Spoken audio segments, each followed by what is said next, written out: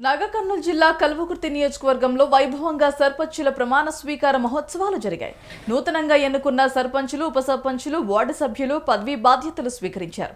తెలంగాణ రాష్ట్ర ముఖ్యమంత్రి స్వగ్రామం వంగూరు మండలం కొండారెడ్డిపల్లిలో ఏకగ్రీవంగా సర్పంచ్గా ఎన్నికైన వెంకటయ్య, ఉప సర్పంచ్, వార్డు సభ్యులు ప్రమాణ స్వీకారం చేశారు. నూతనంగా ఎన్నికైన సభ్యులను గ్రామ అభివృద్ధి కమిటీ అధ్యక్షులు యనుమల కృష్ణారెడ్డి, కేవీఎన్ రెడ్డి ఆధ్వర్యంలో ఘనంగా సన్మానించారు.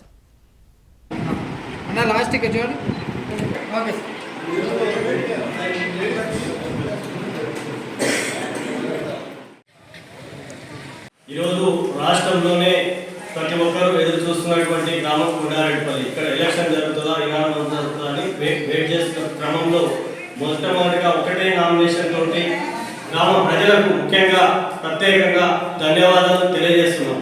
ఎందుకంటే ఏకగ్రీవం కావాలంటే చాలా ఎంతో ఓపిక మరియు గ్రామ ప్రజల సహకారం, నాయకుల సహకారం. ఎందుకంటే ప్రతి ఒక్కరికి సర్పంచ్ కావాలనే ఆలోచన ఉంటుంది, యువకులపైన కానీ కాంగ్రెస్ పార్టీలో పనిచేసిన వారికి.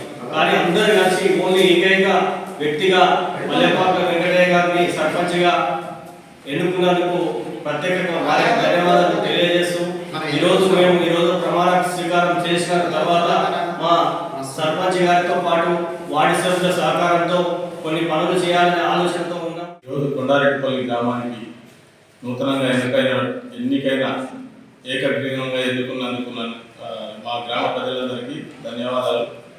ఈరోజు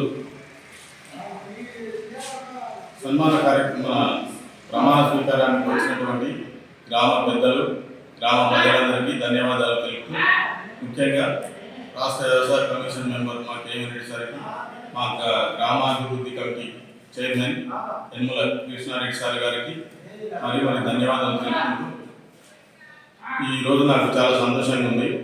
ఎందుకంటే రాష్ట్రంలోనే తొలుత ఏకగ్రీవంగా ఎన్నుకోబడినటువంటి సర్పంచ్ నేను ఒక్కనే. అది రాష్ట్ర ముఖ్యమంత్రి వర్యులు యనుమల రేవంత్ రెడ్డి గారి సహకారంతో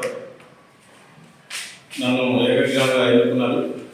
మా సార్ గారికి, ముఖ్యమంత్రి గారికి ప్రత్యేక ధన్యవాదాలు తెలుపుకుంటూ, మా గ్రామ ప్రజలందరూ నా మీద పెట్టుకున్నటువంటి నమ్మకాన్ని వమ్ము చేయకుండా ప్రతి ఒక్కరికి అందుబాటులో ఉంటూ ఎలవేళలా సేవ చేసుకుంటూ మా గ్రామ అభివృద్ధికి తోడ్పడతారని ప్రమాణం చేస్తున్నాను. మా గ్రామానికి మా సీఎం సారు అన్నీ అడగకముందే అన్నీ చేసిండు.